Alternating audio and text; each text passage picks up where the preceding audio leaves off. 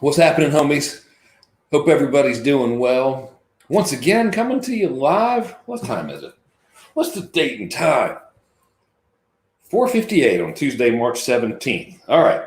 First things first, this coronavirus, no fun. Nobody likes it. Wish it would go away. Don't much care for it. However, it is time for us to get to work. All right. So we've been thinking about it, talking about it, worrying about it long enough.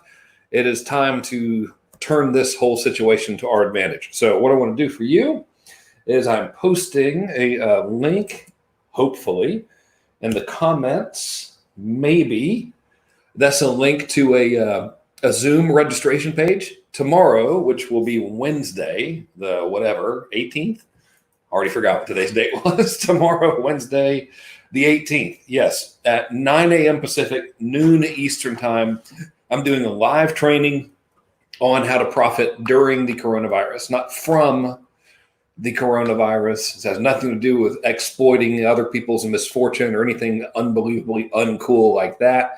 Instead, this is about what you can do to keep your business not only healthy, but potentially like do even better than normal during all of this uncoolness, for lack of a better word.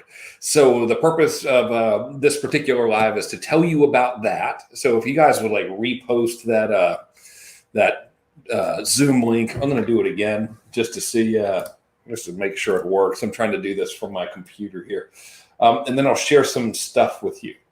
All right, so hang on. I'm going to share screen with you, I think. There we go. All right.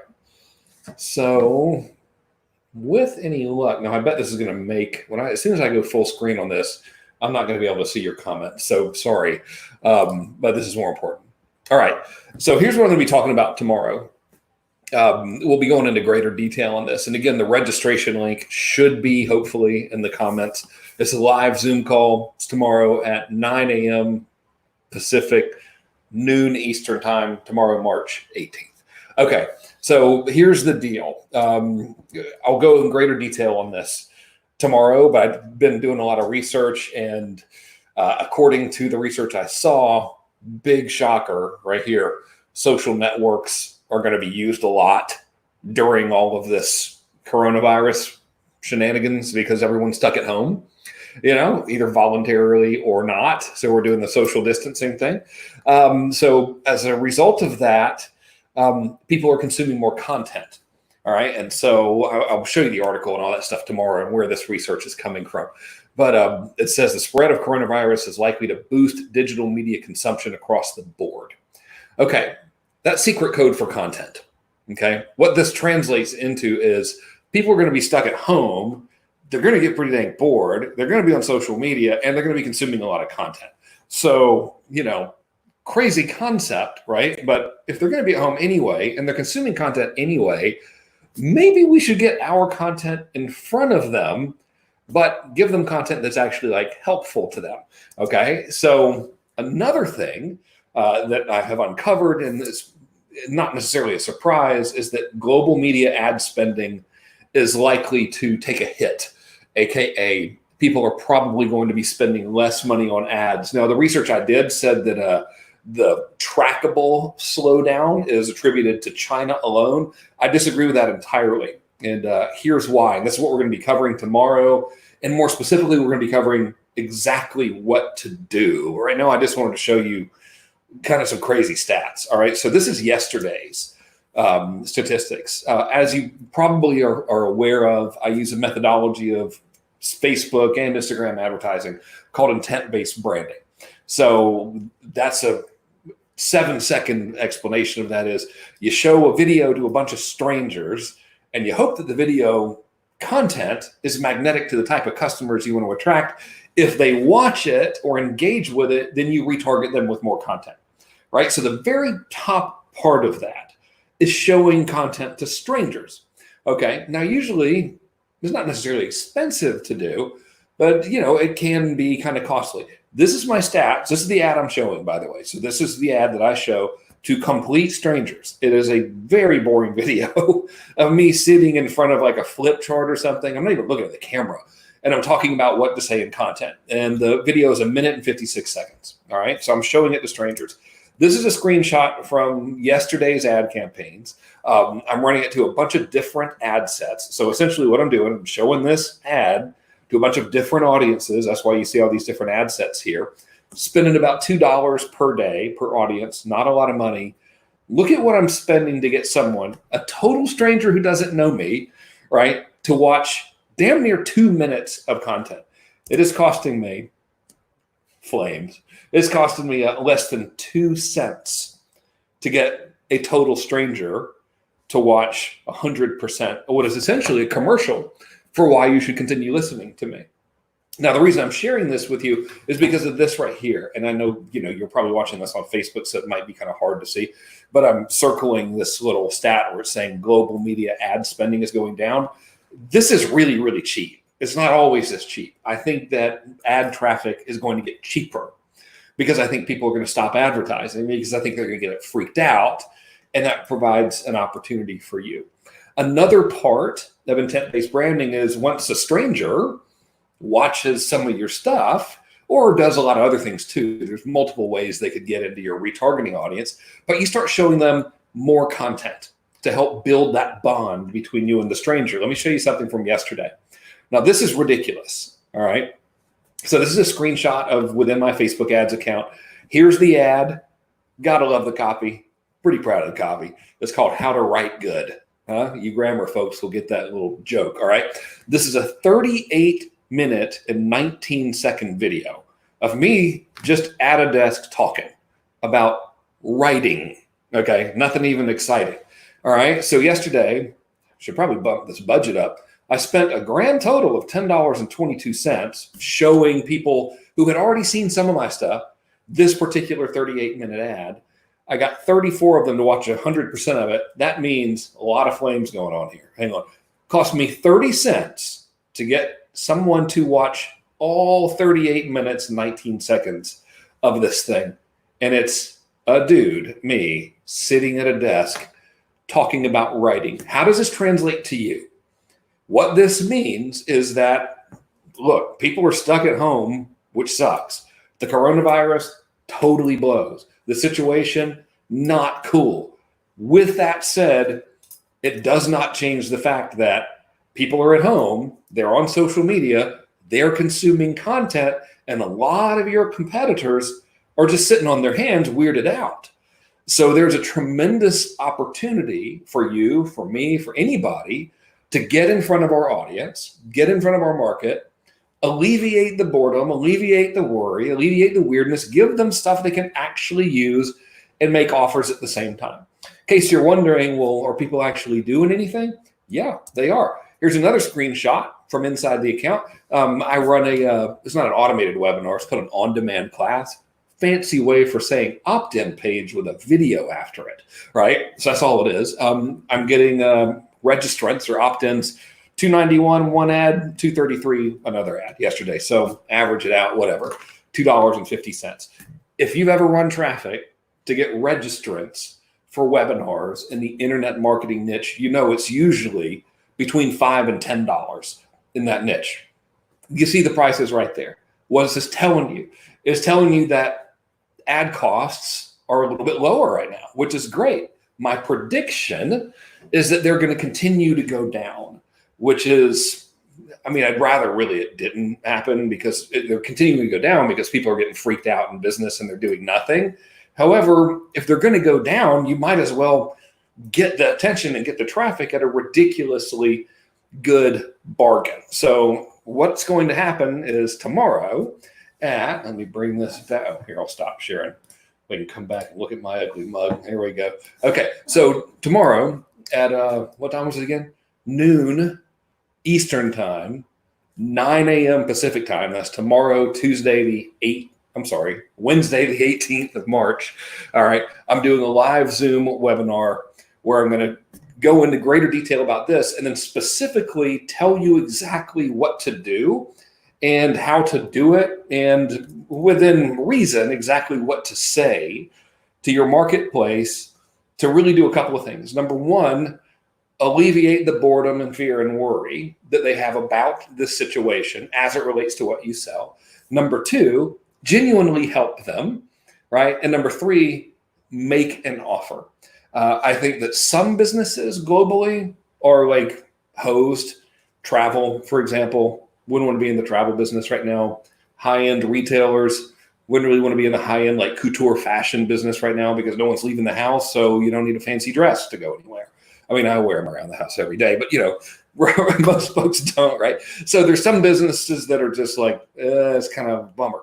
However, most of us, not the case. If you are selling anything done for you, for businesses, consulting, coaching, anything like that, copywriting, ad management, agency work, you're primed to be able to actually potentially do better now than usual. If you are selling content of any kind, any sort of how-to stuff, whether it's business related, health related, spirituality, fitness, whatever, you are poised now to potentially do better than ever because ad costs are lower, more people are at home, more people are looking at personal devices and media, and people are consuming more content. And here's what's going to happen.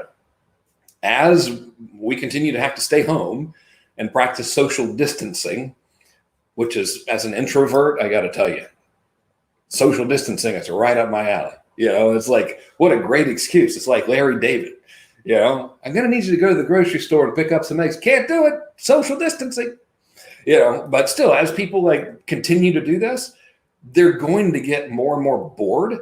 And they are going to be consuming more and more stuff. They're going to run out of stuff to watch on Netflix. And if you can begin that relationship and start delivering that value, you can have a situation where you just have a whole lot of people like binge consuming your content. And consumption, in my opinion, leads to cash flow. The more of your content people consume, assuming you structure it right, you say the right things, you make offers, and you do everything properly, the more they consume, the more they will like you, know you, trust you, and ultimately want to buy from you. So we've got an opportunity to, number one, genuinely help in our marketplaces. You have an opportunity to step up and lead in your marketplace. You've got an opportunity to get your message in front of more people, probably than ever before, because while it's unfortunate, it's still true. People are stuck at home looking at social media all the time. So, you got an opportunity to get in front of them. And you have an opportunity as a result. In most businesses, granted, this doesn't apply to everybody, but in most businesses, you have an opportunity to increase your sales without being exploitative. Is that a word? It is now. Exploitative, without using any sort of exploitationalism, right? So without being uncool or anything like that, you don't have to be a dirtbag about it. You can just make more sales. And so what we're going to do tomorrow is I'm going to show you a 3-step framework of how to do that, and specifically how to do it during this time without being me too-y and like everybody else, and actually being genuinely helpful. So hopefully, let's see here. There we go. I'll put the little link again. I don't know if it works or not. I don't know if I can post comments to you on this thing. So whatever, but I've sent it to you. So if some of y'all said you can't open it, I don't know. If someone wouldn't mind cutting and pasting it for me in the comments or something, that would be great. I already did this live webinar earlier today. I screwed up, and I didn't upgrade my Zoom account. So only 500 people could show up, and it maxed out. So I'm doing it again tomorrow, and I fix that. So we shouldn't have that max out problem. So go ahead and get registered. There's no charge. At the end of it, I'll say, hey, if you want to brainstorm some ideas on how to promote and what to promote, we'll be happy to help you. You can book a strategy session with my office. That's the big pitch. It really is a tremendous amount of value that you'll get from that class. And now, because we're here, let's see if I can answer some questions, because it's fun. Okay. This dude said, notice me, Frank Senpai. Okay. Oh, sweet. My man Craig was on there. See, Craig liked the call today. Good. So y'all need to come. Hopefully let me know if the registration link made it in the comments. I'm using StreamYard, which is awesome. But granted, I've never actually read the directions. So it's entirely possible that I'm posting stuff to be seen in the comments that are not actually making it in the comments. Highly likely. Let's see here. This dude is asking, oh no, he's asking someone else maybe if they're connected. I don't really know what that means. All right, let's see here. This is from Sean. He says, I'm not in the internet marketing market, yet I can tell you firsthand everything is flatline from open click sales, etc. We go from 10K to 15K today to 20% of that, as it's the same for everyone else. It is not the same for me at all. And on the B2C side that I've seen, this is selling like software, educational software, has nothing to do with business, still working pretty good. So let me pull this back up. If this is happening to you, right? So if you have a business and looks like I'm hiding behind this comment here, right? If you have a business and you're noticing opens and clicks and all of that kind of stuff has flatlined, instead of being like, okay, everything's broken, you need to analyze each piece of the puzzle. All right. So let's look at what encompasses an internet campaign. So my man said we got opens, clicks, sales. So it sounds like he's using email, right? So if you have a campaign that starts with send email to list and then ends in someone goes to page and buy something, probably based on what this says right here, probably the culprit, opens and clicks are down. And I can tell you, opens and clicks probably are down universally. And you know why opens and clicks are down? It's because most people are doing what you're doing right now, which is watching social, hitting refresh, watching the news and everything. And if you check your inbox, everybody is getting the obligatory COVID-19 email. I just got one from God dang it, I forget who, but it was like comical, you know. All of them are relatively comical because, it was from like a law firm that does tax planning or something, you know, in a different city. And they're like, here's how we're helping with the COVID. And it's the exact same thing everybody else has, you know, like our team and our, you know, whatever, first priority. So everyone's getting all of that stuff. So it's just getting buried. You should not take an email campaign or whatever, or a series thereof, to be an indicator that the market is down. In your specific market. Now, again, I don't know what you're selling. You know, if you're selling like cars or something, it could be affected. But typically, probably not. They're probably just not reading your email, you know. Okay, let's see here. Okay. Well, that's nice of you, Joseph Jordan. I appreciate that. All right, so Wayne says, I can't open your link from the comment area. All right. Let's see. Let's see if this link thing's broken. Y'all able to open that thing? There's a delay, by the way. So like if I ask you and it takes forever, and I keep asking, seem like an old guy, it's because there's like a 40-second delay or something. Okay, let me go back here. Let's see here. Okay, let me go back up here. Hey, Elena, what's happening? Oh, cool. Yeah, Thomas Bowman says the registration says 9 a.m. Eastern. Is that correct? No, that's not correct. That means Frank is not the brightest in the bunch. Okay, let me fix this. I totally did that. Yeah, it's supposed to be 9 a.m. Pacific. Gosh dang it. All right, so hang on. I'm on my, I don't think I'm screen sharing right now, but I'm going to edit this dang webinar if I can. I tell you what, Frankie, get it together, buddy. Edit this webinar. Dude, thank you so much for showing that to me. So it's 12 p.m. Yeah, it should be Eastern. The heck, man? 12 p.m. Eastern. Come on. What's going on over here? Zoom? Okay, let's see if it updates. 12 p.m. Eastern time. All right. So, dude, thank you. This is so classic, you know. It's noon Eastern, 9 a.m. Pacific. Thank you, Thomas. It literally was already set to that on Zoom. I don't know. Okay. My man Frank says, how do you sell a course before it was made? You're in dangerous territory there. I would have like components of it made before you sell it. Like I would not advise that. If you were to do it, you would do a pre-sale and you say, okay, the course starts on this date. You can enroll now. And then between enrollment point and start date, you can begin creating the course. So you could do that, but it's not necessarily, you know, you got to watch out there. You could mess up. Like what if you got sick or something and then you couldn't do the course and then all these people gave you money and now you're in trouble, you know? So I don't really recommend that as a global approach. I would at least have some of it made and then create the rest of it dynamically to make sure you're doing it right and get the live feedback from your audience or something. Okay, let's see here. Okay, RJ1. How do we combat the pushback RE money? Like, I can't afford to get your product service now as I have to worry about my family and bills, etc. You're going to get that. And that's normal, right? So here's what you've got the opportunity to do. Number one, if there's a legitimate reason, like, dude, you don't need to be waiting on this, like, get this now, then you should present it in a logical and non-uncool manner. But let's say you're dealing with someone who's a perfectly logical person, right? And they're like, yeah, man, I'm a little bit freaked out about making a major investment right now. I need to think about it. You should say, okay, what do you want me to do?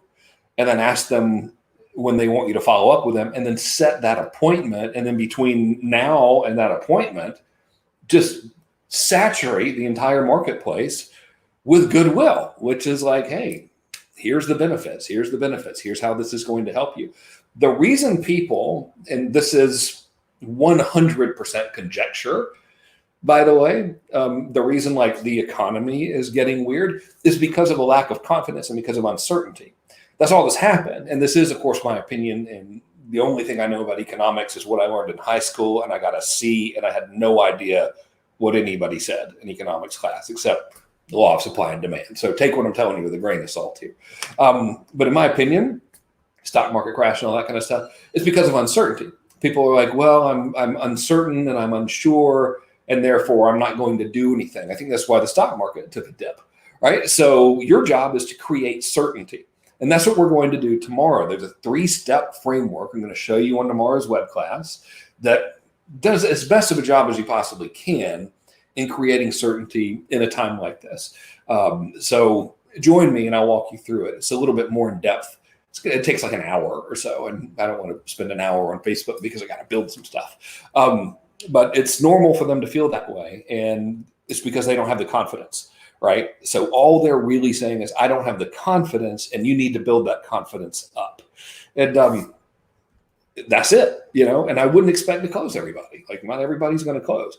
We did yesterday 35 grand in new business. So I would not buy into there's no money out there. Nobody's spending any money. The money fairy is not coming and taking all of the money off of the planet Earth, right? This is not going to happen. Some people won't buy. Some people will. There's going to be tremendous opportunity in some sectors. We'll cover a lot of that tomorrow. Jason Starbuck, my man, says, how are you seeing course training impacted? I think this is the wrong languaging, but I think what's happening right now is advantageous to selling courses because people, A, like taking courses, and B, there's only so much Netflix you can deal with, and so we have an opportunity to get in front of them and be like, hey, here's a course on some stuff.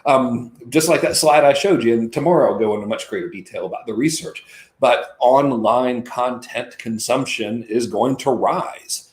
Courses are online content. So I think that while it sounds weird to say, okay, we're going to profit as a result of this, the fact that people are staying home and consuming more content is ultimately beneficial to people who sell online courses. I would prefer there was no coronavirus and everybody was very, very healthy, and we did not have that advantage. It's not a good trade, but it's still an advantage. So you might as well benefit from it, because if you don't, someone else is, Okay, let's see. My man, Jay Gregory, right, I think. What IBB content example would you recommend for MDs, podiatrists, or chiros to build goodwill, since most services require hands-on and might be non-urgent? Okay, we talked about this on today's call. So there is an entire sector of the world that will happily pay extra for convenience, all right? So for example, right now, today, if there was a chiropractor that just called me and I believed that they were a good chiropractor and said, for $300, I will come to your house and give you a chiropractic adjustment, I'd be like, sold. That would happen regardless of whether or not there was a pandemic, when we weren't supposed to leave the house. And I think it's totally cool to go wherever you want to right now in Miami, although I have no idea because I work from home and I don't go anywhere anyway. Same with like MD. So when Natalia and I, we regularly get like these IVs and stuff to try to keep our immune systems up and to try to be healthy. We don't go to the clinic. We've never gone to the clinic. We've always paid extra for them to come to the house. So a business that has normally depended on inbound people like physically coming to them could potentially, if they're willing to go through the discomfort of doing this, and I will admittedly say, you're not used to this, it's going to be uncomfortable. If they are willing to go through the discomfort of testing this out, could potentially find an entire other universe of clientele and possibility by simply calling people and saying, hey, we can come to you and take care of this thing that you need taken care of. And that is exactly what I would advise MDs to do. Man, think about like just the paranoia in and of itself. You know, if you're a medical doctor and be like, hey, if you're worried if your children have been exposed or whatever. Now, granted, I don't think we could factually say that in any kind of advertising unless the MD had testing kits on them. But like, you kind of get where I'm going. Same thing for dentists. There, you know, people are going to get toothaches regardless, right? So if I was a dentist, I would immediately start running ads saying, we make emergency dental house calls. You know, if you've got a problem, I will come to you and check it out. And if something needs to happen, I will drive you to the clinic and, you know, in a sanitized van or whatever and handle it. No problem. I would definitely do that because I can tell you who's not. Everybody else. They're not going to do it. So there's a lot of opportunity there if people will adjust their thinking to the present day reality. Okay. Let's see here. All right. This is a good one, Jeff. I concur, sir. With every adversity brings with it opportunity. I agree. Although personally, I'd rather not have the adversity. You know, and I'm sure you would too. So I really can't say it enough. You know, like I, for one, am not like, yay, Corona. However, political correctness aside, sensitivity aside, people are staying home. People are worried. People are staring at the internet.